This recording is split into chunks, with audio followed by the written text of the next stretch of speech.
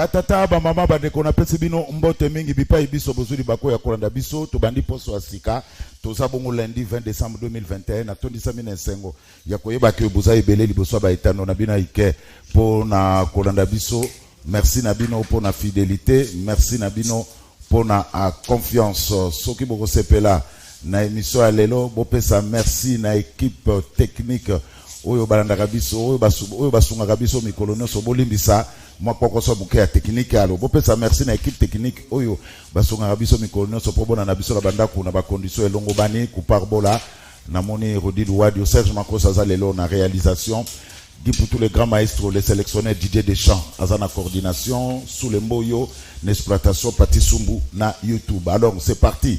Campenant Barnabé, Ozer, au fond, Amandé, Telobaka Mouillon, les maillots, mais évitons de confondre vitesse et précipitation. Vous avez télécommande, Bouchapemeni, parce qu'à cet instant, ailleurs, il y a absolument, alors, rien.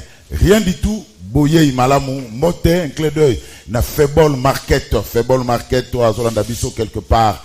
Na commune ya Gombe, Faible Market mbote na yo mbote na poudre de chasse oyo basangaka Canal Presté. Un seul titre qu'on dominé émission à l'élo, arrêté chez lui comme un malfrat, humilié du reste à tout. Matubwana azalaki bon libéré le même samedi na 19h. Question: comment l'arrêt du Conseil d'État le réhabilitant oyo basi ba réhabilitant qui est mais à tout Matubwana à subir une telle humiliation, tentative de réponse na émission à l'élo et beaucoup monde a toutes les images, il y a humiliation, il y a arrestation, il y a Atumatubwana na kata émission à l'élo, Didier Deschamps, le qui pour tous les grands maestros na Pati Sumu bazako préparango bazo chamwa pilipili mwa mungu wakala mingi te beaucoup monde ngo na baitano na bino ike yango to développer na émission à l'élo. Mais quelques informations. Ministre Alexis Guizaro, il y a ITPR a échappé na un atata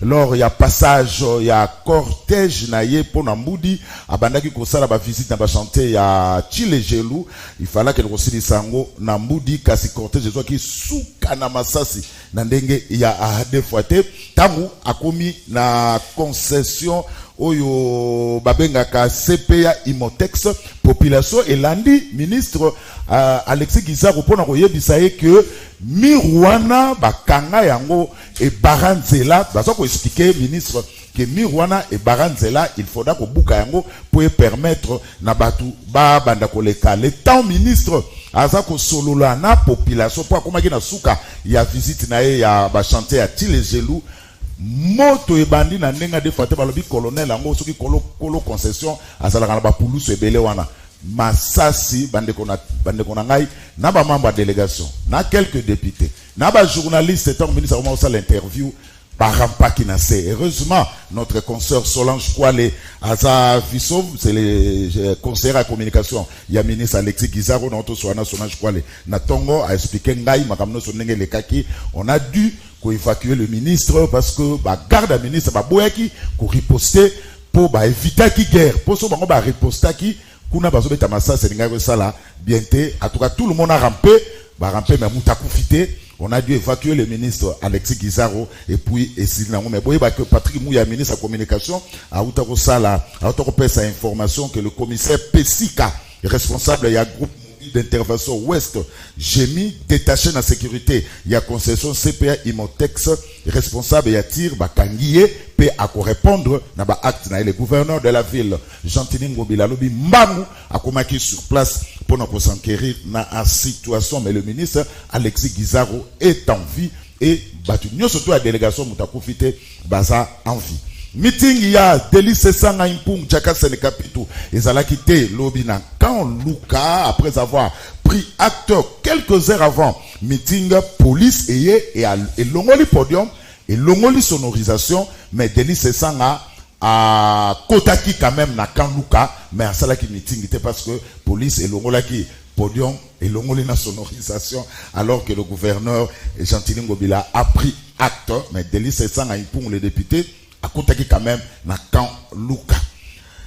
Information pour étambolaki que honorable Léon Lemba a été exclu na AFDC motif ezalaki selon information impolitesse pe manque de respect à l'endroit du chef de l'État faux et archi faux. Il y a eu une réaction, il y a AFDC, faux, aucune mesure disciplinaire n'a été engagée contre Papa Molière. Mon conseiller AFDC, na information n'a tout su à l'obike, a ébi même pas fake news wana soki et outi wapi. Fake news peut comme mingi à travers na bablo on a na réseaux sociaux wana information malonga et voilà quelques informations glanées par-ci par-là na émission Yalelo. Alors bah invité nazana analyste moko nakati boye bien malamu journaliste RTNC, mais il n'est pas venu ici au nom de la radio-télévision nationale congolaise. Aye na cadre ya Yemoko parce qu'az analyse Apo Ipan azana biso na plateau Apo Mbote Nduguzulu Mbote ba imbanso ba mesana ko na émission kitoko na Elisus Beli de remplace Freddy Mulumba à la tête ya radio-télévision nationale congolaise. Bino beaucoup malokola on atra na RTNC likamke bobimisi cercueil likamke bobimisi cercueil vous sepeli pour nomoni vous sepeli makasi solo biko sopela ke foluka mo eleki ko sepela oh nazo bitsa yo Apo Ipan ndeko na ngai na banzi ba ndeko ba ona na biso tango na banda ko attaquer ndeko Freddy bato ba ebinga non seulement que na sambela nga mingi na mo la kisi na université bato msiba lo ba non na santé moi tribalisme moi kota na kati. J'ai expliqué le conseiller, beaucoup de conseillers na présidence ce qui s'est passé à la RTNC, on m'a pas cru. Na tambola mon frère. Totuni papa Kabila a basé na critère nini a nommé Freddy a adjoint na RTNC. Freddy azaki na télé 7 mutinga bengani. Aye na RTNC mon frère. Mamsu mona lo ba TVT. To sali boye. Yo oza suspendu. Yamunokoka. Apo, émission de l'égalité. Moi j'ai beaucoup étudié. Il a étudié où? J'ai beaucoup de diplômes. Na bureau na tout niebou. Monsieur, ngai, ce qu'au l'université à Kinshasa, on a palmarès au monde Apo. Lelo on a doctorat à l'université à Kinshasa. Na sa recherche na Namur. Kenda na Namur betaga sikoyo Apo na université à Namur au monde comme Apo. Yo tanga université ni ngana beta siko. Na bureau na yena tuna. Et ça c'est Freddy a fait l'IEC. Ouais. Ok? Oui. A gradué na IEC. Promotion n'est banni. Bon, au rôle de journaliste, parce qu'on peut venir journaliste sur l'État, c'est pas un problème. On peut apprendre, on devient journaliste. Oui. Ça, c'est pas un problème. Mais le monsieur, sur le plan de l'administration, ce que c'est zéro, ce que côté ma vie, il faut qu'il y ait moins 10. Parce qu'il y a ça, mon co. Pour nous suspendre, il faut prendre toute décision contre un directeur, un directeur RTNC. Il faut avoir l'aval du conseil d'administration. Donc, il faut dire, à suspendre. Viens coupe ma mec, batoué belé. Viens l'ombo. Kachita. Ah, non, on a vu. Mais avant qu'on fasse avant ça, pour avoir la attention, pas Frédéric Nikaki. On a battu la TV, on a battu. Suspendu. Viens à je n'ai pas la salle de RTNC. Atali mtumoko boya uti soki wapi a RTNC te mopaya. Basali bisobo. Viens zominda ko. Attention, tu ne viens Koufi. Les gens ne disent pas ça à la télé. On a souffert. Les gens qui croyaient que Apo était seul dans ce combat. Et puis ngai aboy be monsieur de gaga yemo go alamki na tombo be monsieur Apo Ipan et les kasouté.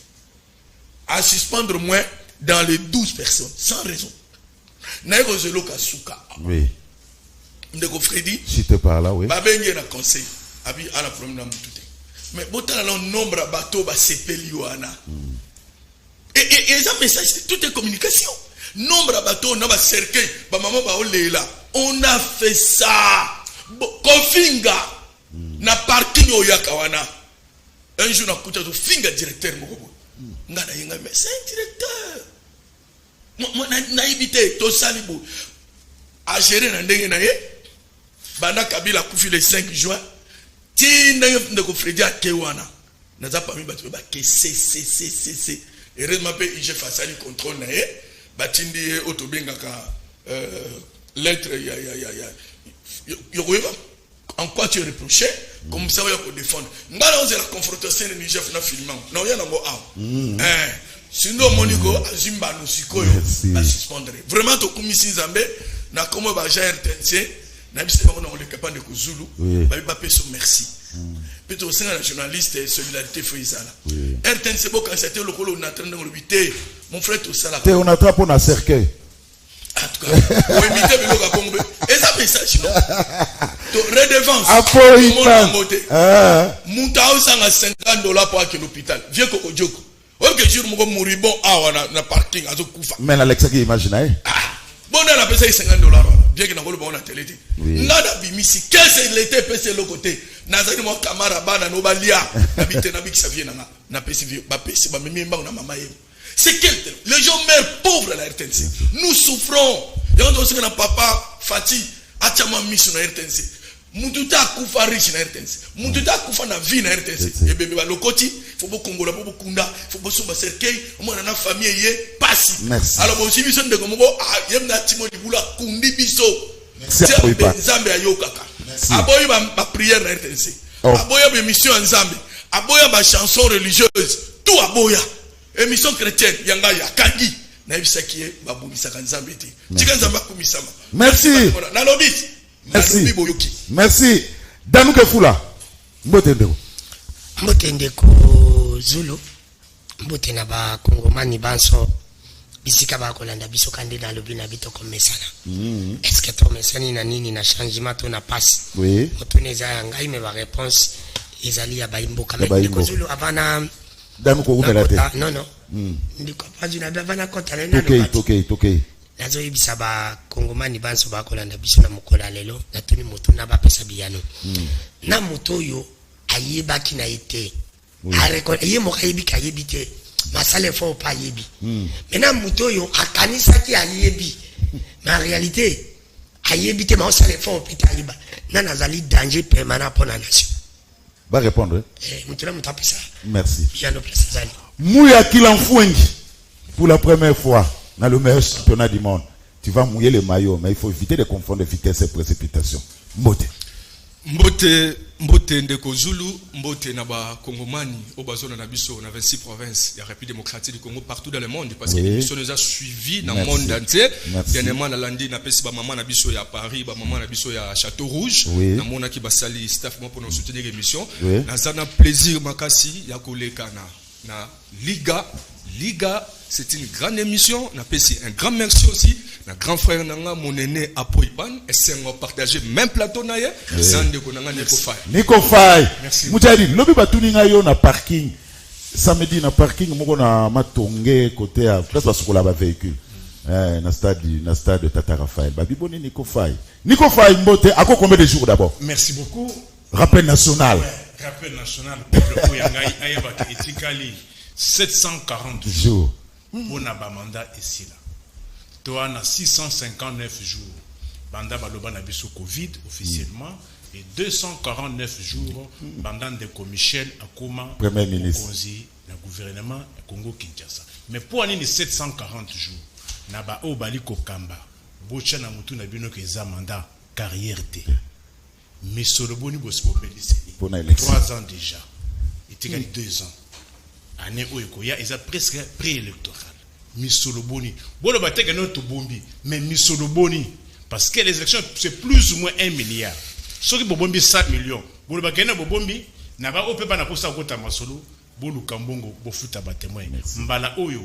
Oh, Masolo à Keno, on a volé ma victoire. Boula la pongi à Babébé. Vérité des urnes. Terre. L'arme du procès, c'est la preuve. Juge à coup constitutionnel à coup tabika kana preuve. Masoloté, église catholique té, centre caractère pété, bah pèse à PV, kakana témoin. Mais qui peut aligner le témoin? Seul candidat indépendant. Merci. Parti politique, n'a pas recoupement politique. À bon entendeur. Salut. Mais namoni Thompson té, namoni mafuta huile té, namoni spaghetti té. Bomba on peut Thompson et yé outi Namibia, keba. Toza inonda on a fait à Noël. Alors, Tolobaki a arrêté celui comme un malfrat. Humilié, du reste, Atou Matoubouana a libéré le même samedi vers 19h. Question, comment l'arrêt du Conseil d'État, le réhabilitant, et ça déjà rendu, mais Atou Matoubouana a subi une telle humiliation. Serge Makosso, Atou Matoubouana arrêté comme un malfrat. Toké.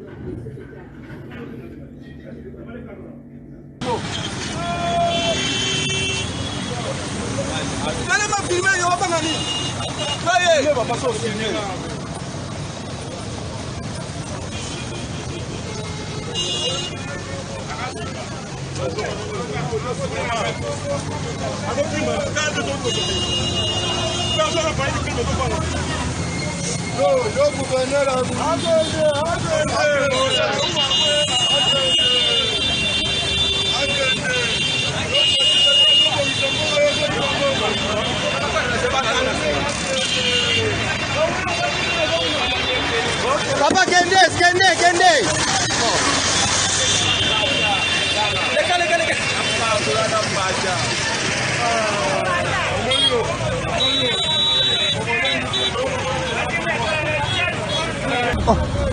Oh, à tout, à tout.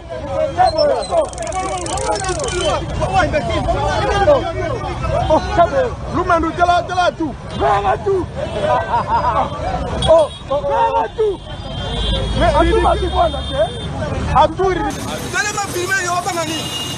Soyez. Va pas filmer.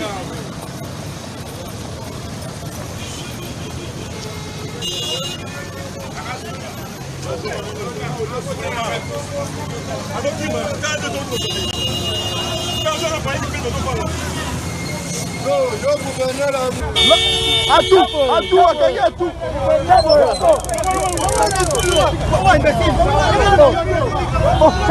Lumanu, tela tout. Vers tout.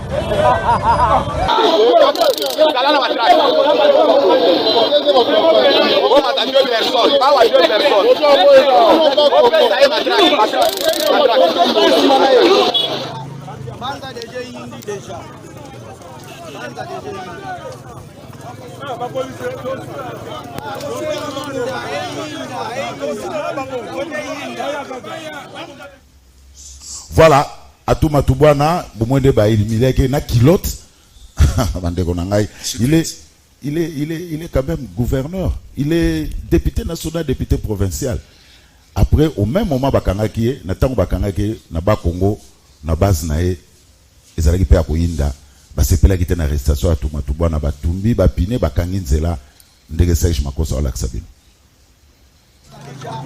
Banza déjà indi déjà.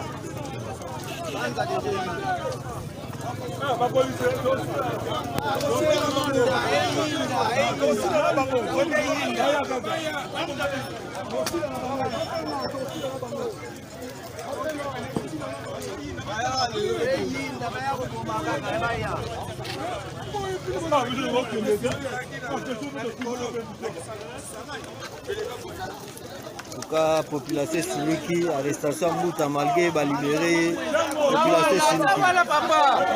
Voilà. Voilà ya Congo central. Oh, Tika.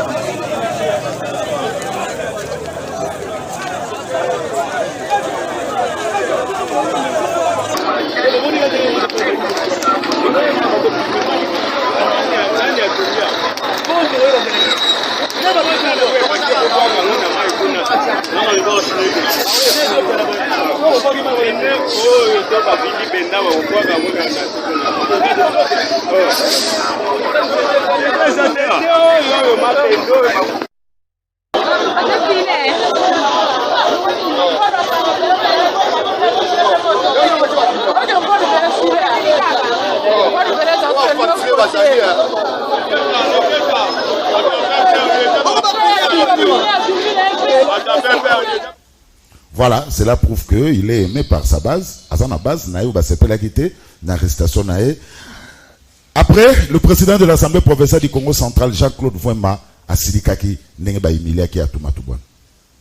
Tristesse, c'est avec une colère noire de suivre à travers les réseaux sociaux l'arrestation du gouverneur de la province du Congo central, représentant personnel du président de la République, Félix Antoine Tshisekedi Tshilombo, être acheminé, que ce soit à la direction générale de la police, que ce soit au parquet, près de la cour de cassation, à pied, comme un vulgaire chien dans la rue. À ce jour, il est présumé innocent, puisqu'il n'y a aucun jugement qui a été fait contre lui. Comment voulez-vous que nous puissions accepter ce genre de choses? On ne peut pas humilier le peuple congolais.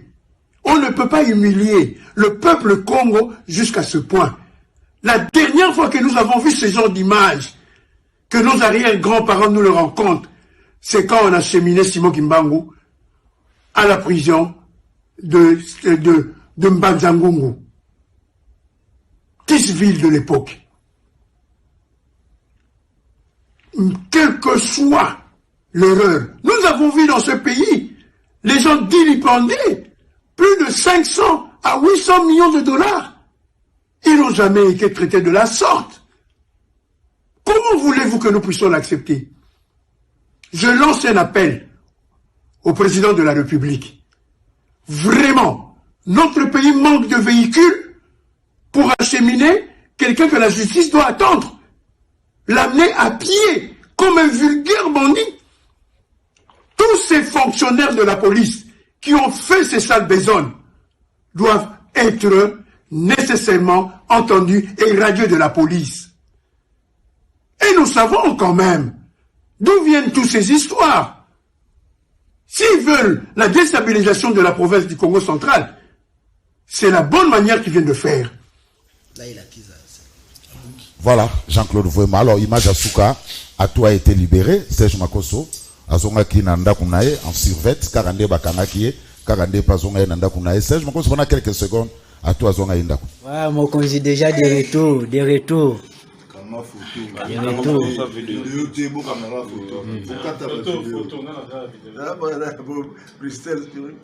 Baloba qui a trop, Baloba qui a trop. Ouais, nous sommes à la maison. Nous sommes à la maison. Voilà. Voilà, on ouvre le débat. Danou Kefoula, est-ce que à toi qu'on subit humiliation de moi? Merci ndeko Zulu na mutuna na yo, mais avant na loba ngala lobela mingi peuple na bandina ne pana ngana kitambo na ko senga na ndeko ngobila atala nan makambo ikoleka na komina kitambo na ebité celui to zalaka na bourgmestre to pas parce que kitambo e komi salité baba les até kuwana mai izala kalisusu te et c'est le baksusi na ko yoka balobi bourgmestre na biso azalaka na mwa ba relation na de Congo bila. Alors to ko senga na de Congo bila tala et to ko senga pe ba konzi ya SNEL na réside zo batala kitambo parce que ça ne va pas. Oui. Alors de kozulu yango mona ngai na lobakation na likini tandoke na lobaka nyonso na mona nga ngonde ko Tshilombo na zalaka na raison parce que natanga kabila to zalaki omoni tso de komina ba décembre ko bando poser problème na di sasa mobimba mai bando poser problème ezalaka décembre na ilanga. Mais de Tshilombo masali 37 ans en opposition aibalité que kwana mai posaka ba problème elle to komi na décembre fala zo ba précaution abeta okara na mituni question moko ba DG asile na résidus zo musala bango ba osalitsani pona kolongola bango azela nini yango mona keno il faut ndeko Tshilombo faut to sala ibiloko basala ka ba entraîner ou bien ba limoger ou bien démissionner izaka na biloko mibale o yazo mériter. Parce que pour le moment, tout comme on a moi été ndeko ngobila atali la biso makamba kitambo. Alors na zongi na mutuna na yo ndeko Zulu na bosolo pe bosembo kosala ba sali atu ezali mabe menga mutu nyoso asala na kabila oya yena ndeko Tshilombo na ana confiance na yeke. C'est pour dire nga penza non en tant que mutu foto ba bosolo kabila lobaka zaki na 15 personnes ti parmi 15 wana te atu azalaki ato za modèle te mais au moins na mituni mutu na soki basali atu boyi mais modèle Congo ezako kende soki ndeko Tshilombo bongisi Congo te to kati Congo lobi mais to ko salende ni na kabila pour moi mi balende ba bomi Congo na bomi Congo mais Kabila na Félix ah oh mais bon on a lobby na kosi OK soki to kati Congo lobby ko Kabila na Félix ba sala ba onde pondenge na onde ko Chilombo a osala sikoyo na lobby te kako bongisa te so la bongi to ko betele maboko passer sur na biso zamboka bon mais à tout ngai en tant que Congolais et fait kaka ya kolongwa et pas ndeko Kabila ko kende pas ndeko Chilombo transhumance wana na ko tolega ngo jamais ataza innocent na lobby à tout mutu nyonso sala na Kabila oya za politicien ya Congo à cause de la innocent te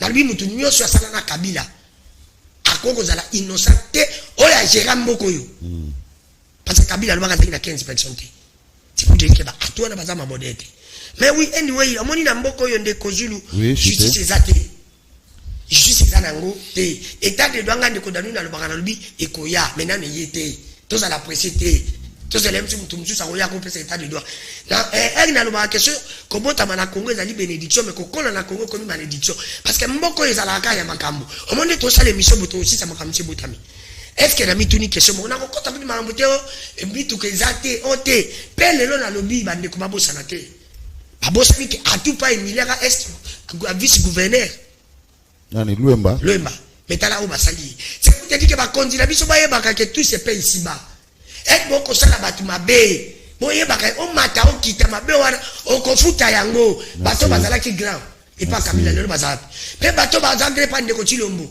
lelo boko zala wapi mais na mi bosa nele ko mona websa ndeko Chilombo amata akita en 2023 akozala yemoko lelo oyo ba koloba soko moni mboka o ndeko Zulu ba chanja ka gouvernement pamba e ba mboka ni za mabe yena changer ta banda ye ça malukonda zana au deuxième na combien de temps mais ba chanja ka gouvernement za pas comme ça va décoller ma pauvre ba millionnaire yo kati bo changer gouvernement pour merci Kabila zala ki ko changer ba gouvernement pour ti akenda to mona importance na merci ba changer ko Chilombo ya changer est-ce que mutsa les autres merci si bato ndezaka leki ndeko Zulu yo longba dalu pas au moins 1 million et na pena ko longba ndeko apo yo pe content intérêt ya peuple exacté merci na ko senga to suka to tika na sujet za to alors na sinane ba téléspectateur que JC Mwamba a comme les biso na plateau alors JC Mwamba oh il salme partout il y a des gens oh ba ko na pona ko humilier parce que à tout m'a accordé une interview le jour où il y a congrès, il y a discours à chef de l'État,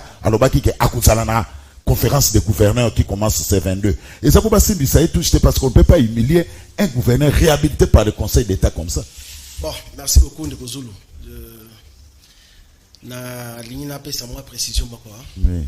Ils ont surtout dit que justice namboka ezali. Justice namboka ezali nango otobenga baka isolé. Oui, personnellement, la zappe victime. Oui, la zappe victime. Cas isolé. Oui, les cas isolés. Les ali comportement. Il y a police judiciaire na biso. Ngai moko personnellement. À part cause la journaliste dans opérateur économique. Moko lo biso ba ko kanga na zanu na likamo na ebité. Kana ba kanya tu boyi. Ba meminga ti na ebisi bango ba matana mutu kana ba boyi. Ba meminga ti ko ta pouvoir ne to ko louer taxi. Pour me mangana parquet général à Gombe. Vous comprenez? Ça veut dire que les comportement oyo ba au police judiciaire azalaka nango. Vous comprenez? Donc les abaka moko isolé to ko encourager ngote ezali héritage oyo régime actuel hérité qui na recrutement o esalema kala. Vous comprenez? Ez héritage. Eza lokola lelo yo ndeko Zulu ngana tekelo lupango. Na futaka maite na futaka couranté. Yo tango soma lupango wana oye oza obligé o banda ko luka o futa facture soko za na mosolo belete ndamu ya wana biso tozo senga mokozi mboka abema réforme dans la police tozo senga réforme et salema basa la recrutement dans la police pour na batu omoni mabeza nini ezana ba policier mususu hein ezana ba agent mususu soko landeli bien azata na matriculté ba recruter kala azaba benga ba journalier ça dit que aliaka na oyazo sala après akiko tika versement vous comprenez ba c'est belé na la police ba c'est belé vous comprenez donc les abiloko biso tozo condamné et ko kozalati mais elingi ko lobate que non to lobaka état de droit ezate to justice ezate te justice ezali na mboka justice ezali maleme malgré que ezana ba magistrat mususu to ezana ba juge mususu oyo toyebi façon na bango osala hein oh balinga keno bazala mituka bazala mapango bazala nini mais en général tolobake justice ezali. Voilà, Nico Faye. Arrestation à tout Matubona, un cas isolé. Vous ont partagé à Vion. Oui, ok. Merci beaucoup. Ngai et Aliko Kamusangaïté. Tchamiko Libosonayo, c'est mieux. Et Aliko Kamusangaïté, Nalobaka Makambo, ya régime ya bamoboutiste na bana na bango. Mais na aline na mawamingi, lelo 2 ans, 11 mois, na 20 jours. Bali Kolobakeno, tout ce qu'on a hérité. Est-ce que Namboka Oyo, ba hérita my God? Tokoma, Totuna, Balbi Esaïe héritage. Mboka Oyo, to hérita my God. Mboka Oyo, to régime Oyo, hérita ba voyage. Je suis en train de mener une monographie. Parce qu'on parle d'une situation actuelle. Voilà. Mais vous nous renvoyez toujours à marche arrière, marche arrière. Je suis en train de mener une monographie comparative. Antoine, dans moins de 3 ans, nous sommes déjà au 117e voyage. Le président de la République, Félix Kabila, dans 18 ans. Jusque-là, je n'ai pas encore clôturé. On a 22 voyages. Qu'est-ce qui a hérité? Qui a détruit? Pléthore. Kabila n'a jamais atteint 450 conseillers à la présidence de la République. Le Antoine a un nombre pléthorique. Il y a des conseillers au niveau de la présidence. Qui détruit? Zando. Oh, et ça a plus de 60 ans. Mais il répond pas à la question.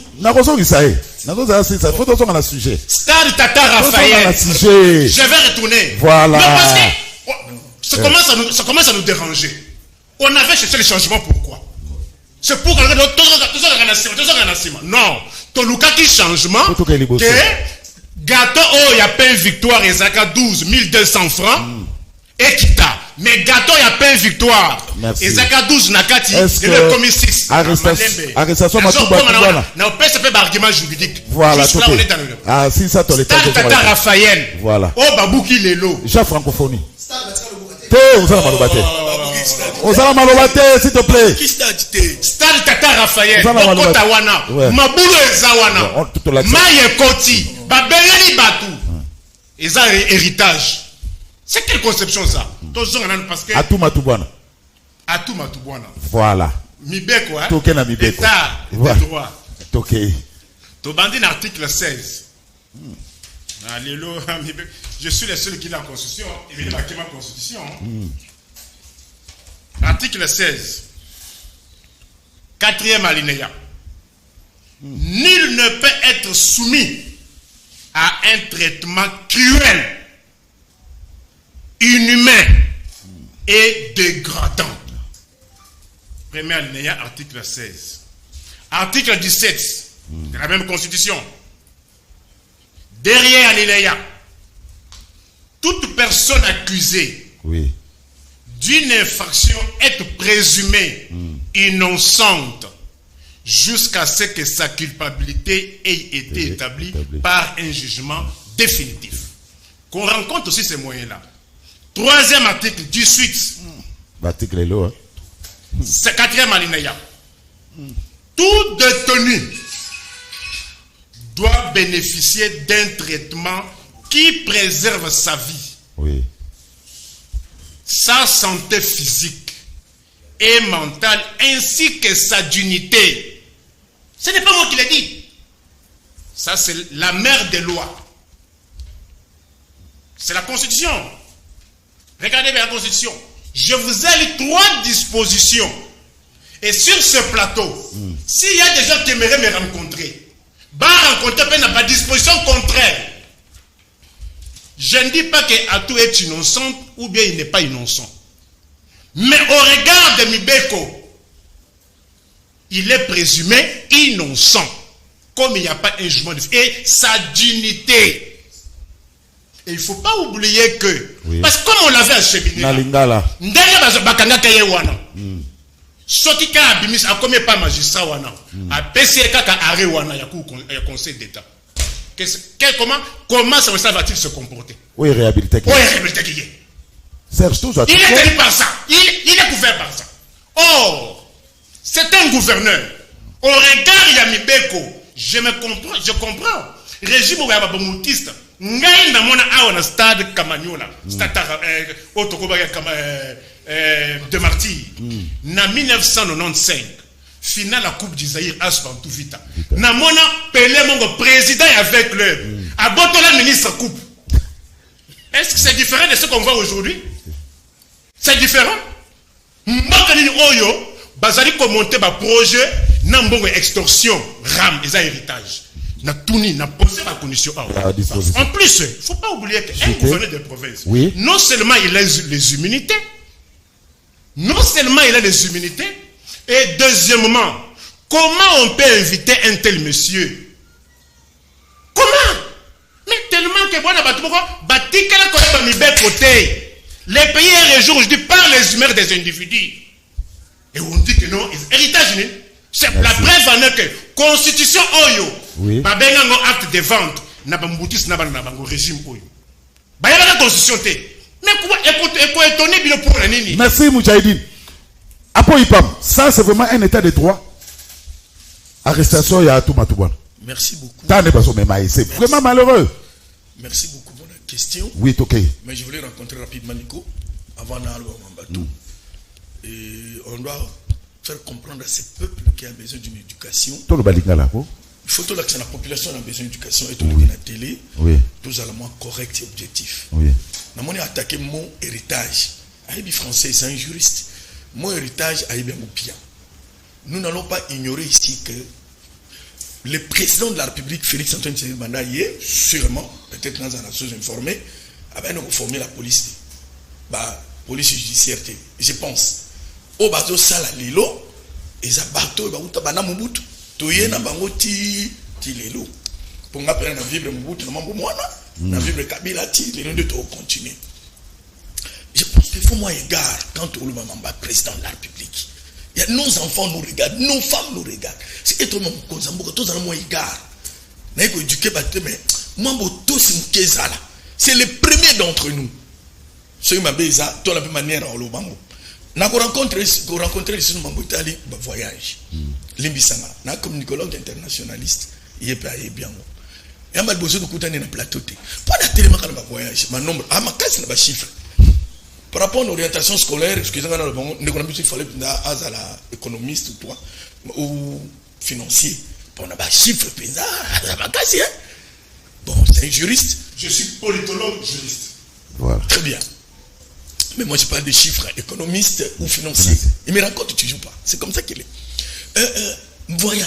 Sur le plan, il y a relations internationales. Sur le plan du monde, voyage, c'est une valeur. Voyage, ils ont vendu l'image à Kitoko Mboka. Oh, il veut plus d'image.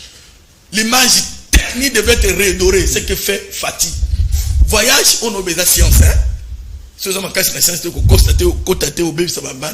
Voyage, et ça qu'on rétablit la relation. Je prends le cas de relation Congo-Israël. Fatia Saliambo. Voyage, et ça c'est une relation entre Bissou et l'institution de Bretton Woods. Nous sommes FEMI. Tout le monde FEMI a persécution 1,5 milliard de dollars pour un appui financier au programme du gouvernement. Bon, 120. 120. Mouké. Kabila, c'est la 22. Il y a Kabila. Il y a Kabila. Bobo Senike. Vous avez la micro, s'il te plaît. Bobo Senike. Fatih. Nakati a parti na bango UDPS a qui chargé secrétaire général des relations extérieures. C'est ça la diplomatie. Quand dans un état vous négligez la diplomatie, c'est grave. Je vous donne Ratzel, Moko ya philosophe, on l'accepte la puissance de l'état. Abi belement ils ont ça là qu'un état est à la puissance. Entre autres, il y a la diplomatie. Mais Mouta la diplomatie, les lots, balai diplomatique. On va bien envoyer un balai diplomatique. Et ça n'avait fait positif. Dans la science, pardon. Balai diplomatique. Oh, il y a Saliwara. Ils ont voyagé. Et ça voyage avec intérêt pour la nation. Nasukiwana. Na ken msute. Ndeko nangai. Oyebi ndeko Zulu. Émission la même dans le monde entier. Je le répète, en tout cas, félicitations pour Nango. mboka na biso lelo sur le plan il y a formation il faut la dune vide moi dans la société il y a un alobanga je mon émission ngabi est-ce qu'il y a pas moyen que ce bana ba 6 classes ba sali bac diplôme d'état ba sal armée même une année après formation on peut on ba brevet to ba certificat cherchons des solutions pas asi formation pour armer be sa discipline musu ba kena la police amuli le a une armée depuis Mobutu musu ba kena nini police musu ba zongi na bango a coach droit na ye a coach économie na ye a comme journaliste na ye mais du moins azana mo certificat na ya asala une année d'armée ça rend l'homme force intelligent ça crée même beaucoup de choses dans le même des nationalismes et donc là c'est déjà qu'il faut ba kondiba ta likambo 2 à tout azana dossier au IGF au ezana justice hein ba million au exemple na makasité parce que nous avons 3 millions, 500 millions. Il y a tous les niveaux en été. Mais à la dossier de la justice. Manière de tout Congolais normal, il faut condamner. Et là, tu as besoin de former les gens pour les justice. Il faut qu'on forme. Et puis, nous allons sauter. À tout le monde va filmer. Mais tout le monde a mis non? Vous rappelez? Donc, il faut, moi, sanctionner ça. Félicitations à ministre Mouyaya. De 3 à tout en tant que Congolais, là il y a le bataille que gouverneur parce qu'il y a encore un débat là-bas. Même ni dans le conseil d'État, il y a cours constitutionnel, ils ont toujours discutable. Mais il y a un débat juridique. Hein? Article là, tant qu'ils ont bien par rapport à dignité, à droits humains. Il a raison. Personne ne va le contredire. Nico, il a bien dit. Ok? Mais traitement à tout à subir et ça correcté. Nous condamnons ça. Nous condamnons et nous condamnerons toujours Eza Mabe pour na Mutukaka Eza bienté. Bâtonne je vais revoir. Il y a mine na kena réaction ya président de l'Assemblée provinciale. Ya Congo central. Dès qu'on a eu Mobutu akenda tabandeko ba finga Mobutu abwe. Jean-Claude Mfwemba. On m'a dit ko gérer à passer. Mobutu akenda Mobutu atika bilemo na mboko ya. Bo finga Mobutu te congolais. Le lot est ces opé la tanga Mobutu pe la boyete. Toto ça va congolais, les gens qui ont vécu. Mobutu a sala et l'autre va bien unité nationale. Bon, il y a une faiblesse na mais Mobutu a 5 6 Congo zate, Muluba zate, Mungala zate, Musoila zate. Mobutu a longango, Mobutu a créé biso mabala, moi na bota mi na province. Mobutu faut voter auto bengara. Il racisait toujours la parmi les éléments puissance, il y a la cohésion nationale. Il faut tout sauver cohésion. Réaction il y a président de l'Assemblée provinciale Yaba. J'étais par là oui. Oui. Le même comportement affichant dans Kasangou. Ngamon a vécu en période de monde. Il voulait prendre Kasangou comme Yaye. Non, tout Congolais est libre et a le droit de vivre place Yalingui. Papa Fouemba a que bien. Quand début de bibi sonyo soto condamnant. Mais suite naye, angazo ba ne Congo comme des gens à part dans Congo. Non, nous sommes un. Ce qui est na Congo, na Congo central. Mulubaza, Mungalaza, Musoilaza, Mukongaza. Toi dans la province de Yabatimo. Non. Éviter ces discours. Ces vérités-là peuvent créer des situations que nous ne serons pas maîtrisées. Et je cite pour dire, le président de la République, Félix Antoine Tshisekedi, va réussir. Il faut lui donner toutes les chances du monde. Ah, encore? Oui, encore réussir. Encore une année, hein? Oui. Le miracle peut comme ça, mais une année. Il a fallu bête. Le miracle était parce que degré mbongo koti, ça va affecter bien mbongo côté. Merci à Poipan. Alors, Mouya, Atou a des problèmes dans la Cour de cassation. Atou réhabilité par des conseils d'État. Comment expliquer cela? Merci beaucoup, Ndeko Zulu. Merci surtout à nos téléspectateurs sur le canal qui nous a besoin merci, merci. Ah, merci, mon aîné. Ok. Nalingi, avant na kota na recadré na Ndeko Nanga Dani. Na Danou. Oui. Ça s'appelle qui? Danou. Voilà, c'est pour l'émission ça débat pasteur, on a félicitations, chers confrères. Mais ici nous sommes Lingala. Voilà. Awa Tozalina plateau télévision ou ben institution de la République et Zolanda Bisso lorsque vous passez à la télévision makambolo ba faut na maîtrise dango na recadrer avant na kota donc il faut les tâches techniques tokei alobi awa ke atuma tubo na kulunki asa modalité. Il a dirigé le pays ensemble avec Joseph Kabila Kabang et Chinarambo. Oyo, Bauta Salakutu accident samedi.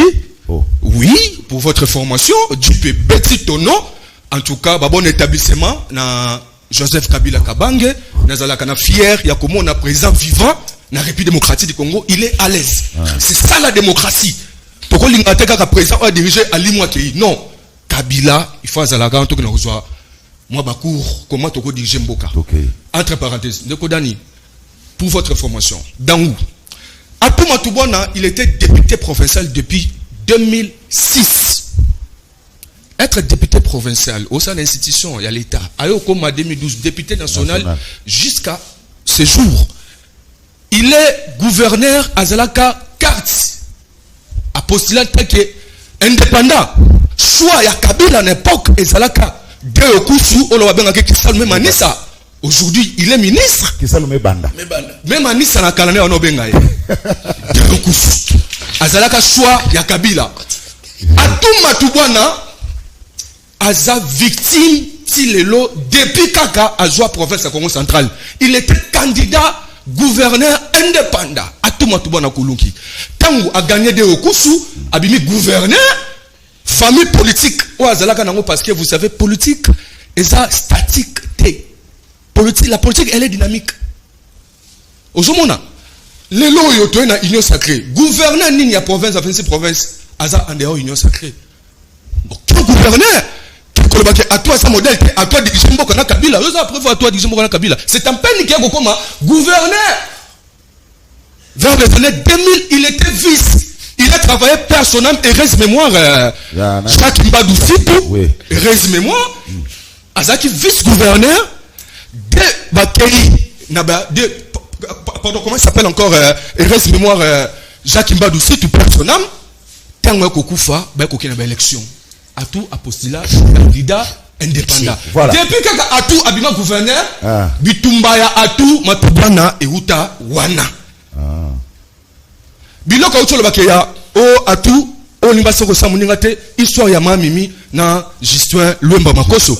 Gouverneur de l'intérim na Congo central. Papa, et ça, ils allaient au moins cabal, monté.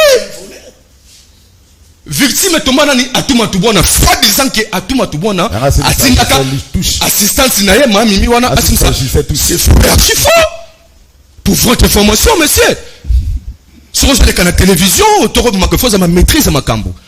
Tu continues à me tourner au nom de Koufou. Vous expliquer, Azan a un problème à conseil d'État, mais il a été réhabilité. Il a un problème à cour à cassation, mais il a réhabilité dans le conseil d'État. Arrête, il y a conseil d'État et réhabilité. Atou Matubwana Kuluki. Et Sengel va réinstaller Atou Matubwana Kuluki. Écoutez, on a dit que non, Atou, il est victime. Il y a Makambe Belé, je le province Congo central. Députés provinciaux, il y a Congo central, quelques députés provinciaux, il y a députés nationaux, il y a province à Congo central, il y a gouverneur, aujourd'hui, l'intérim, Gisole Mamakoso, Salimo Kri qui n'a pas de pour nos côtés, réhabilitation, il y a Atou Matubwana. Lettre est qu'il officiellement dans le moment auto solo et c'est là qui a tout à zonga na province juste l'ombre makoso oyaza bongo gouverneur aïe azako s'opposer na retour il y a atou Matubwana. C'est là, est-ce qu'un gouverneur ad intérim peut s'opposer na gouverneur au conseil d'État réhabilité? Nani ayabi yango te ndeko, c'est ça le grand problème oyozo le canabiso. À tout, il faut à la réhabilité groupe. Il y a des députés nationaux. Il y a un député, comme on les a que Chapenga, avant ça, la gouverneure Atou Matubana Kuluki Makambo annoncé dans un plateau à télévision que Atou a causé la humilié, Atou Bako Kangaï, Atou a causé pour votre information, semaine et silaté. Le lot aux les 20. Bazana conférence du président de la République et Bandelelo et Souka les 22. Conférence du gouverneur. Conférence du gouverneur. Pardon, conférence du gouverneur. Non, le 20, si je ne me trompe pas. Si ma mémoire est bonne. Non, le 22. Le 22. Parce que le moment où nous sommes en émission, le chef de l'État, bientôt, Azako atterri. Azana Bruxelles. Azo qui était déjà Lélo. Azo qui était Lélo. Bruxelles, à Istanbul. À Istanbul, à Bruxelles. Azo son ayom dans le Maloba. Cité. Merci. Non,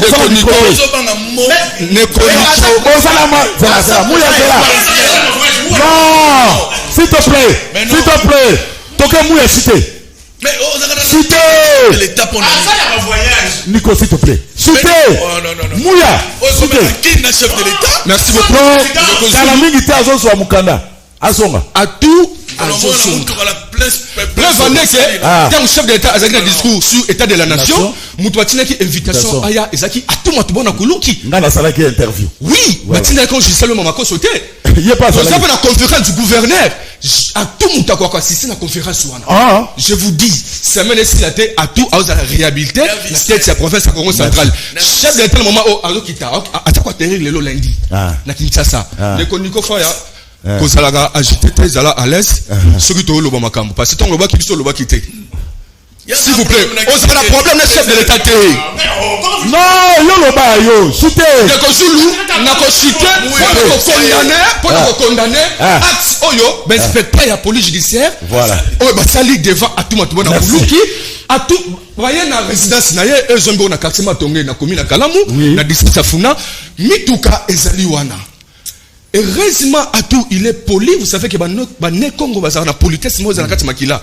Asali agitation zela quitté ba garde naé bazui agitation c'est tout qui batu mususu mais ça c'est que bête comment va comment tozana une justice qui ne respecte même pas hein respect humain merci tozo condamné ndenge ba memi gouverneur au mituka et tikal na parking merci ba cheminer c'est comme c'est un bandit c'est comme c'est un voleur représentant le chef de l'État à tout matubona c'est au cadre état de droit non batola ba formé allez c'est pas merci Mouya condamné au condamné on déjà à tout matubona il n'y a pas n'importe qui dans ce pays merci juste Mwamba est-ce que ça on peut appeler ça état de droit c'est pas fatigué les informés mon frère et puis de deux comment expliquer Moutaza réhabilité na cour na conseil d'état azana problème na cour kassa azana problème na cour kassa so maza réhabilité na conseil d'état na ningo pesa na explication na photo wana et là on a besoin ya ngwana merci na zo tout ka kokima ba question ba toilettage pour répondre à la question azana problème na cour cassation mais réhabilité na conseil d'état comment expliquer cela tout pays juste Mwamba merci les Kozulu avant de répondre yo toilettage les sous nazo sala toilettage pas Nikofai aïe Nikofai a le bi makambo my god na éviter ce qui my god muto ayeki na ezali Félix Antoine Tshisekedi Tshilombo Teniko koloba comment pas na éviter comment na éviter ce qui my god muto ayeki na ezali membre ay DPS na éviter mais ça qu'est-ce qu'on crie Félix a de pesté à présent na pesté na même kunate na président na Nikofai a le bi makambo ya 117 voyages 120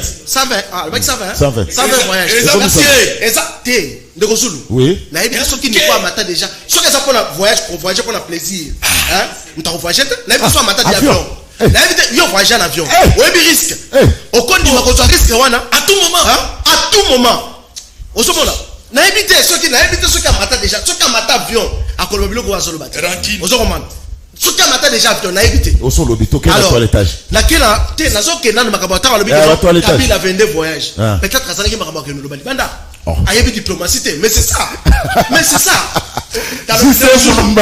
peut-être que Kabila ayebaki te ni koloba libanda ayebi diplomatie ozokomanda yango soko tali bato bazalaki autour ya Kabila ba voyage mingi Kabila voyage mingi te hein bango ba voyage mingi peut-être que abanda kotina bango voilà hier peut-être ka yeba ko makama koloba te Nikofai ya le bien que stade Bokamite stade Tata Raphaël babuki stade Tata Raphaël te Nico azo ça la confusion tozana enclos ya stade Tata Raphaël et dans la place oyo babandaki ko place o babuka ki pona kotonga ba hôtel oyo loger ba athlète ya G ya Francophonie osomona ba travaux ezali aux arrêts mais stade ndenge zawana ezalaka en pleine réhabilitation ezana société ya Deoka Songo mais misala sala baraté misala sala baraté Deoka Songo tuna Deoka Songo na boyi kadio wana zela Sulu na zamu ya Deoka Songo za mutu na yo tuna yeba misala sala baraté vous comprenez c'est là où il y a les problèmes moniteur vérité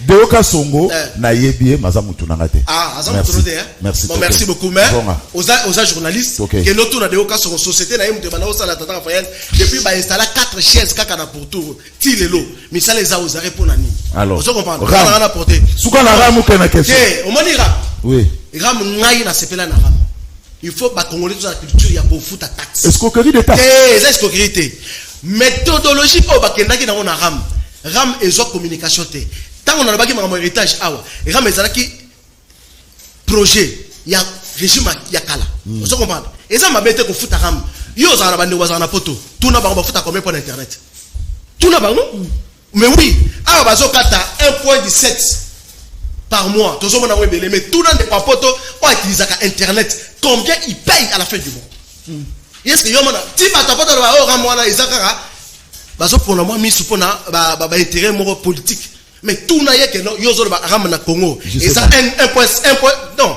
toke na 1.5 $, mais na poto futaka combien par mois pour l'internet je sais maman bon ram ça wana okena débat msusu wana okena débat msusu wana okena débat msusu wana okena débat msusu je sais maman c'est là micro calme otunenge mutuna je sais mwamba bon ram ça bon ram ezali et pas nan bon ram ezali mbongo oyo jusque là certes ils ont logé dans le trésor public mais ils ont un opérateur économique oui toke na question à tout matubwana merci voilà la question à tout matubwana merci na question à tout matubwana ngana ibisoboyi à tout azaki na des dossiers ezalaki na dossier oyo ya IGF oyo ezali na cour de cassation oui à tout azaki na dossier oyo ya décision na ye oyo ba réhabiliter la conseil d'état et ça des dossiers différents donc comment mélanger à côté voilà awa tozo le mela likambo oyo ba kangeli à tout ezali likambo ya dossier ya IGF cour de cassation ya cour de cassation donc awa ezali likambo ya cour de cassation ou likambo etalaki détournement ya entre 11 millions na ebité de quoi 12 millions à peu près 12 millions alors à tout a été réhabilité na conseil d'état par rapport ya décision au basalaki oui ma mnenge les gars ba kotika ou tout bazui dans le Luemba ba tiewana on se comprend alors ba avocat na ba talo non il y a vice de procédure ba saisir conseil d'état ezali place oyo et traita ka makambo etali administration donc c'est à dire les dossiers administratifs on se comprend yango ba talo non il y a eu vice ba réhabilité à tout matubana yango wana monaki jour il y a prestation et jour il y a discours sur l'état de la nation. Le protocole d'État a reconnu officiellement que l'unique gouverneur ya Congo central est à Touba Toubouana. La petite invitation. Merci. Danou Kefula. Amour ça bela koloba. Danou Kefula. Quand il y a peine à ebi alobi ma bela. Non, c'est le. Ça la calme. On n'apporte précision. Toujours ça la meli melo. Toujours ça la politique, toujours gestion, toujours économie, toujours union. Neti makamunde ko danou alobaki. Ozomona. Ngai na lobaka boye lelo soki Kinshasa ezana état o ezali parce que Kinshasa ezali gouverner té vous comprenez Kinshasa ça gouverner té merci alors toko bon mangote Kinshasa faut être gouverneur merci alors à tout matubana un problème na cour à cassation avec Mama IGF ndeko médecine pour ça na mingi na question sur besoin de la toilettage toujours perdre de temps pour que mal mal ndeko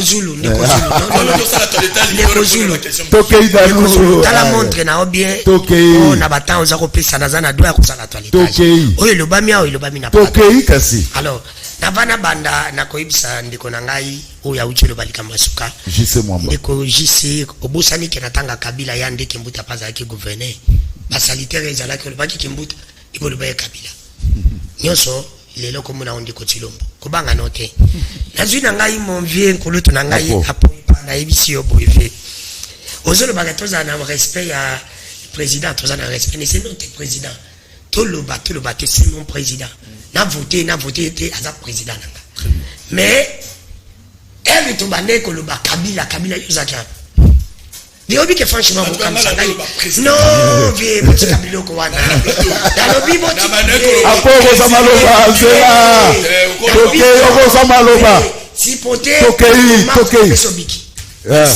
tokei oyo biko bane ko loba Kabila à l'époque za hapa ketoti Kabila ko wana ko lelo pe komona ngai modèle na ngai za bataille de pesa ngai de pesa bando ba Kabila ngape lelo Tshilombo na copie bino alors nazongi wana ndeko na ngai yawa bisinga na sefona na c'est muya ndeko oza liga avant quand tu fallait ta ba crampa botino bien au monde ozo citer la pelouse ça promeuve na tiko bima boité d'accord je suis prêt à tout ngai nazaki na ngai journaliste ça va passer je l'accepte okay. confondre il faut d'abord faire l'analyse avant de passer à la télévision monsieur confondre liga on va analyse oh papa il faut pas que ce soit biloko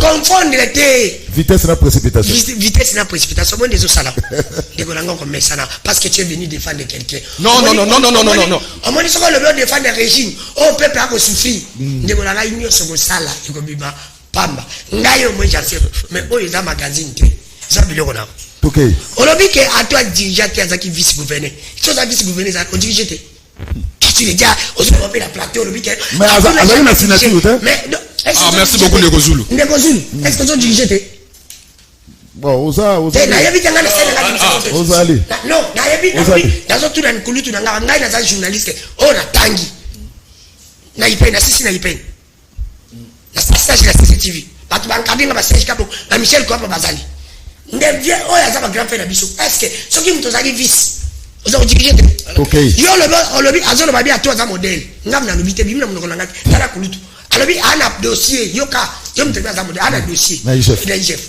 yango yo mtalu banu ke fuda na sese ato yibi $1 za mu yibi ezane ti lisu ato fini ato bomo se lisu net mutu ayibi be balobi akutu ya yibi $1 ate ayibi ba million yebi sanga bazongisa atu na province ndozoluba asali ni na Congo central pour la personne différence entre peuple et ba militant au moins bato batumbe ba pene eza peuple ne Congo te eza mo ba militaire ya atu pe basali yango kana place ya zaki eli yo mona matadi des autres sali na ibiso o mona matadi des autres sali na pesa moni sikoyo na Goma journaliste des autres sali mi pas signer ville morte bato ba bonti ba belé na pene on est peuple na bala ya on dit ba yebi sa place ya tout même ba gouverneur place na ba do fanda na matadi bomo yoki ba bato des autres moi minorité ya bato ba vota ti ndolo bike yango ndo bengi obike no ba des autres ndiko nanga mutika ko obiche ngaso na zaindi ko tshilo mo mtu nyoso sana kabila ko saki pe place na bango za na prison pe bandela nano ngaso na zaindi président mtu nyoso sana kabila ako saki hata mtu azaki député pa kabila po ba député nyoso bazaki pa kabila bazaki ngaite ngande ko danite bino mo mtu lubato bazaki nomi danu cité acheter ngam na lubato ngote c'est pour te dire que ndiko na ayo ya na plateau ya TV premier fois mo amboluba ko défendre mtu en fait souffrir peuple té na ozo mchelomo atu to ozo msaye gouverneur de lubi parce que Congo central ni yebisanga so atu alongwe libanga nino atiki na Congo central to luba ta atu salaki le peuple congolais n'a pas besoin de ça nazonga ndeko nanga suba libu amba voyage oh ndeko vie to tikako par le encore ce qui se concerne bien c'est notre clairement moko zamboka voyager ndeko nanga za raison a voyager belé diplomatie oui mbongo izongi est-ce que ngana otomona pepa moni mbongo est-ce que trop quatre diplomatie to tena santolé olobi ko ya oui nous acceptons et ya melelo yo to ana lelo ba voyage nga voyage lelo pona nita ngol biso na makama minduki to so mata dans cité ba Rwandais mu ya se prépare to za l'embargo militaire faut de faire mais à voyager na habite elle a voyagé mais après des pona ngoti webi ndeko zuni na pesa lo pona cité ezana nzela moko te mutu monga lekana mboko ko lekande ko chilo mazali ezaka nzela ya ko kende kingasa ya so de muto mutu moko te na Congo lekandela na ko lekande ko Felix ya za lekango mingi mais tout ngani na denye so de muto libule sele mi dikolo mais ele kakana te na denye so de muto merci na yo kana zo pesa information okoza maloba yo kana ndeko zuni na ko le président de la République dazu mutaza maloba ko nga bo message c'est là cité danou cité ndeko zuni ya lo biawa tuyakona omoni makambo nyoso ko salima oya tu kangia tu makambo justice na mboko ndeko zulu na bandeli ndeko na lobi soka ibisinga état de deux ezali état de deux ezali iyo na accepte bakanga ki kamere balobi kamera ibe mbongo kamera bimi pona libé na soi-disant aza maladie asengi liberté provisoire est-ce que kamera kozonga na prison après avoir kobela batu na prison msuba bela raté eteni longondo abimi Willy Bakonga, peuple congolais, oh, soit disant, boyibi, c'est besoin bayiba, tu bénéficies l'année. Merci. C'est-à-dire que mon est dans le bana bête, est-ce que bilo kasuka? Yamon a gardé kodano, nazaraka na confiance à IGFT.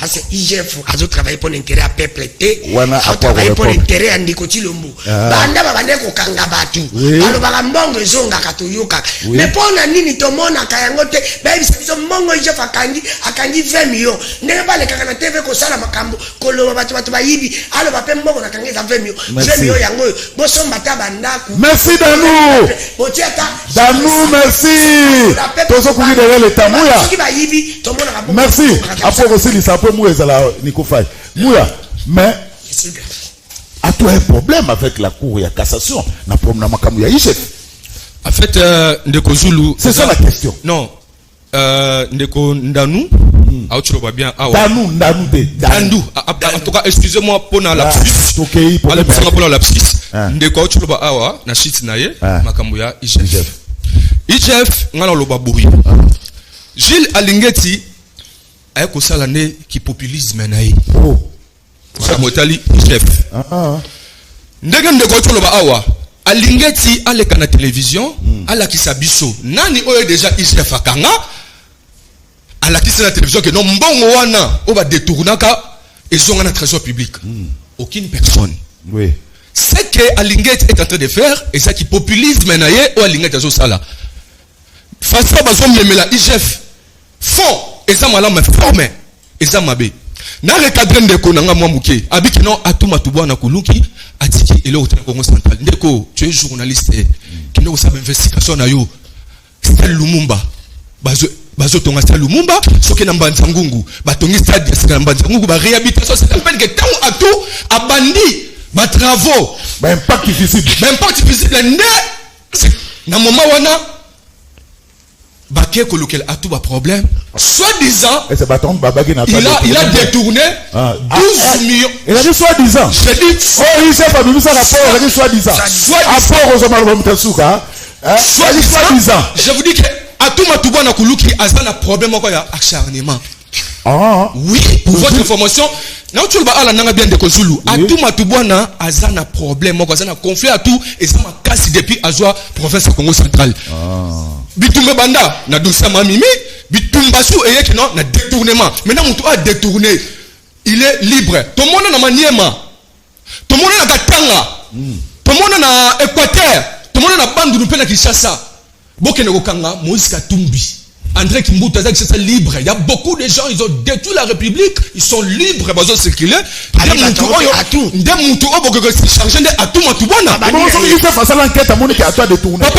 Namibia, province ya Katanga.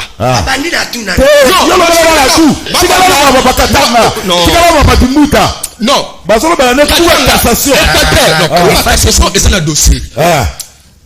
Dossier, et ça va pas c'est dossier. Conseil d'État. Na arena bah ça deux dossiers, attention. Deux dossiers différents. Makambuya papa na biso matusi là ndenga lu. Ah voilà conseil d'État. Écoutez. Non, Makambuya matusi cour de cassation. Deux dossiers différents. Ko Zulu na ko banda ko loba na plateau na yo. Asana conflit makasi depuis la province Congo central. Ah. Olungoya Anatole Matoussi là. Parti moi c'est là à tout est Jean-Claude Vemba à Kokoma. Est-ce à tout muta votaka Jean-Claude Vemba ce sont des députés provinciaux. C'est pas tout Matubwana Kuluki.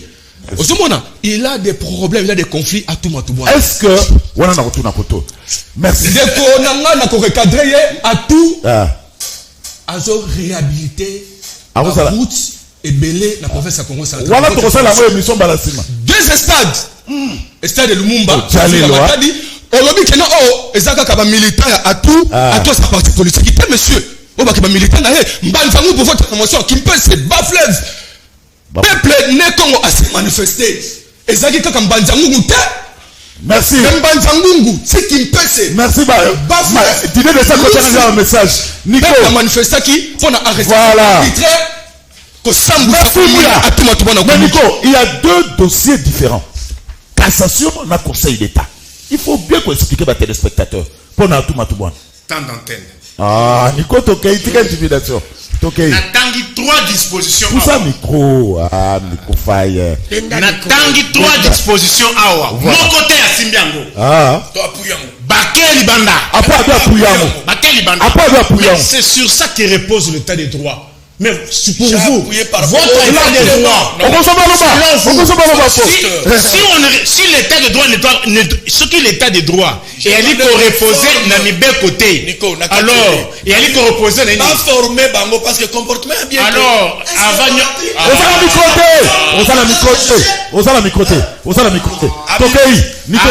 Sowana, peuple congolais, régime Euti Koboma Olivier Mpunga. Bon retenir que régime Oyo Euti ko torturer Olivier Mpunga. Yewana. Régime Euti ko torturer pour pe mutuwana, c'est-à-dire la torture ayant conduit à la mort. Retournement frauduleux. S'il te plaît, comment continuer dans quatre émissions? Tokei. Nazongela makambo ya Conseil d'État na pour cassation. Tocha na mutuke Conseil d'État ezali juridiction ya ordre judiciaire T. Nous avons les juridictions de l'ordre judiciaire. Ce qui chapeau c'est la Cour de cassation. Kuna ya makambo ya ba infraction. Mais ce qui te continue makambo Cour constitutionnelle na Conseil d'État Boyo Kabozobik, c'est le cours de l'OFCJ. Article 155. Boyoka. La Constitution, article 155. Sans préjudice des autres dispositions qu'elle lui reconnaît la Constitution ou la loi, le Conseil d'État connaît en premier et dernier ressort des recours pour violation de la loi formés contre les actes réglementaires et des décisions des autorités administratives et centrales. Makambo ya détournement et aliko concerné Conseil d'État. Ça c'est le fond. Conseil d'État va me mêler dossier que non, moi on a violé alors pour m'évincer. Doit statuer sur ça. Dès lors que Conseil d'État est zongisi mutuwana, de la même manière automatiquement mutuwana peut avoir immunité. Parce qu'un gouverneur a sa immunité. Avant que poursuivre, il faut que c'est une autorisation dans l'Assemblée provinciale. Bon, c'est la dichotomie place Wanate. Cour de cassation est qui composé acte T vis-à-vis d'un gouverneur, là où les immunités ne sont pas encore levées. Awanga nazana fonte, nazana makambu ya réhabilitation, na traitement. La loi ne dit pas que non, un gouverneur, un chef de bureau. La loi dit quiconque. Ce qui va dire quiconque, c'est-à-dire Moutounions. Mais on peut dire que non, nous sommes autant que la convention de Vienne. Les conventions de Vienne interdisent même n'a pas prisonnier de guerre va subir traitement dégradant. À combien plus forte raison un innocent? Comment tout? Si ce n'est pas un régime Oyo Bamubutisa Oyo. Oh. Oyo Nalobanabino Nalobomonité. Bokomona. Merci. C'est là. Ah là là, Olivier Mpunga Totuna na lelo. Héritage monsieur César torture na liwaya Olivier Mpunga. Oya Koufi. Oya Koufi na bureau de police. Na régime Oyo et ça héritage. Merci. Pourquoi en plus on dit ceci? On dit que non, ce n'est pas le chef d'État qui a recruté. Est-ce que c'est le chef d'État qui recrute tous les policiers? Merci. C'est quel comportement ça? Qu'est-ce que tu vas nous faire croire? Merci Nico. Merci Nico. Nico Faye. Dollar est à 160 000. Oh, raconte-moi frauduleux. Zéla, 160 000. Le dollar est combien? 203 000. On voyage. Merci. Comment on bénéficie d'un voyage? Merci. L'année na Goma, bana film mort. Merci. Bana film mort. Apo Ipan. Pour l'insécurité. Apo Ipan. Même si Conseil d'État est réhabilité à tout. Est-ce que tu as un peu de cours na likametali cour à cassation? Yonga na zonga totika na sujet. Totika na sujet en tout cas on a bien. Ah, yo besoin toilettage. Mais maestro ko sidikana na sensu makoso. Merci. Tokei. Niko ta ko lobi apa fana gini. Sai ba tozi malobo za kasa. Wala sina oganga wala. Agrignoter nga ba minute. A commis résumé. Tokei. Nico c'est un bon journaliste intelligent. Il maîtrise la loi. Voilà. Merci. N'a soutenu la mot. Au Rolobake, non, parce que n'a soutenu. Merci. Article là, la photo, tout ça. Il y a les bosses voyants d'un chef de l'État. Notez, s'il y a possibilité. Vendez bien noté. Nous et Mouya. Non, Nico, quand il parle de Nico, dernier voyage chef de l'État a eu un sommet Turquie, Afrique. À la présidente africaine, à peu présent République démocratique du Congo, Mboko et tout na bomengo belé. Ils ont voyagé à Papa Batende. Ah, on va dire Nico. C'est bon faire un paiement sur. On va dire. Il y a ma poké à peau. Merci. Azaka poli, mais ça c'est un argument à comme Ouganda. Notez, à outil Istanbul. Mon abat, mon maman Marthe, mon président au début, papa na maman. Ah, pour y parler. Avion. Makandaka Bobi. Merci. Accueilli, à Zongi, avec tous les dangers. À outil na sommet. Turquie, Afrique. Ils ont voyé ça par information. Ok. À Istanbul. Donc voyage, ils en ont. Apporter voyage peuple africain, peuple congolais. Et puis on a défendre l'Afrique. Sous la président. Oh, comme il dit alors. Tokei, alors Tokei. Dis-nous de ça, on lui savoir faire le message. Juridiction de l'ordre judiciaire. Merci.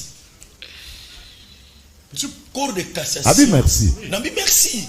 Il y a besoin de cour de cassation. Il y a besoin de cour de cassation. Nous avons le micro. Cour de cassation. Moi, je sais pas ça quand on tient le micro.